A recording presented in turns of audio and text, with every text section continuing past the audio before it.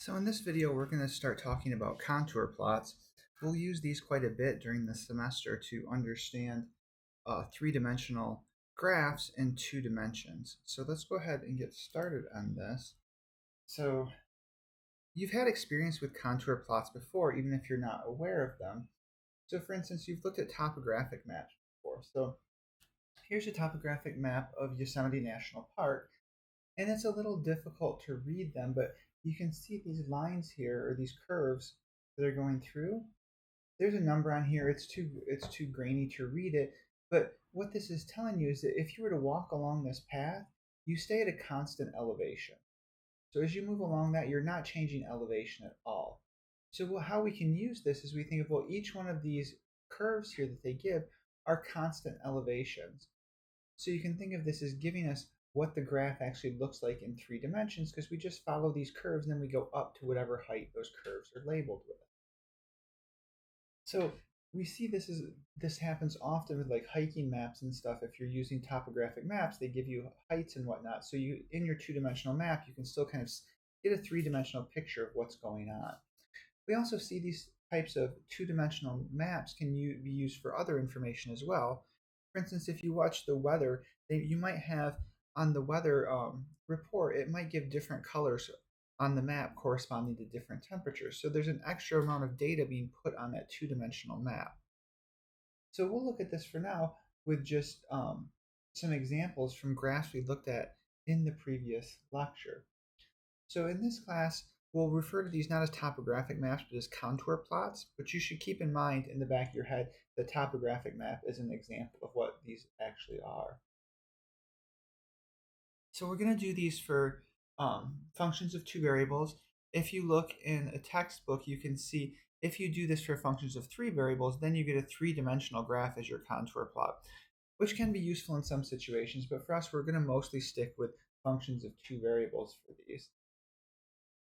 So for instance, in the first video on functions of multiple variables, we looked at this paraboloid here, z is equal to 10 minus x squared minus 2y squared. So we can make a contour plot of this. Our contours will just be, we'll fix a value of z, and then we'll walk along this, it's staying at the same value of z for all of those. So for instance, we're just going to fix some values here, and we'll see what they look like. So if our value is minus 50, we're just walking along on this oval here, and we're staying at the value of minus 50. Similarly for minus 100. And we can also do these in color as well. You can also have shading so that it changes as it goes rather than just having solid colors.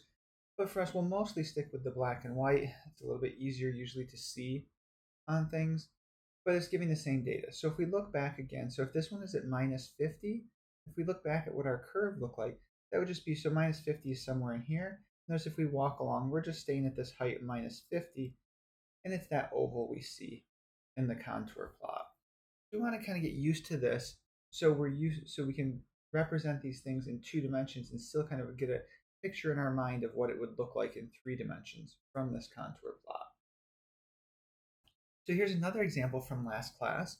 So we looked at this messy graph here of like bubbling water or whatever of z is equal to sine x plus cosine y. And we have the contours down here as well. So notice in this case, the colors are kind of nice because the contours all look the same here, even though they have different labels. So if you're careful with the labels, you can still make out what the contour plot is telling you. But here with the different colors, we can see going down to this, from the really light yellow here is a positive value, and going down as we go this way, then we're getting towards these values that are negative. So you can look at the graph immediately and see the yellow and the really light yellow moving towards orange are positive values, and then the deeper oranges moving towards purple are the negative values. And then these lines here in between, those are zeros. So this gives you, even though we have this giant messy graph here, this gives you a 2 dimensional representation, and we can kind of see, okay, this is a bunch of kind of bubbles going up and down for this graph. And so one more contour for this short video. If we look at a cone here, z is equal to square root of x squared plus y squared, and we can see here the associated contour plot. So if we fix any value of z and we go around this, if we look at this value here, so suppose I fix z is equal to 1, say, then in the xy plane, I'm looking at the graph of 1 is equal to square root of x squared plus y squared. If we square that, we get 1 squared, which is 1, is equal to x squared plus y squared. So that would just give me a circle. And similarly, for any other value of z, if I put z equals 2, square both sides, I get x squared plus y squared is equal to 4, so I get a circle of radius 2. And this is exactly what we're seeing here. If z is equal to 0, I just get the point 0, 0, so that's here would be at the origin. And then the circles, as z gets bigger, as we're going up here, the circles get bigger going around, the radius gets bigger. So we just have a bunch of contours here. And you can set this, we'll see how to graph these in Mathematica, and you can set as many contours as you want. Obviously, the more contours you include, the denser the graph gets. It can be a little harder to read. You can also go ahead, we'll see how to also go ahead and pick particular contours we want to graph. So maybe we don't really want 1.2, 2.4, and 3.6 and whatnot. We could set this to graph radius 1, radius 2, radius 3, and so on. To give a look, if those are values you're interested in for your picture. So that's it for contour plots. Hopefully this helps you understand and visualize the three-dimensional graphs a little bit better in 2 dimensions. And we'll be using these throughout the semester, so it is good practice to get used to being able to look at a contour plot and visualize what the graph looks like.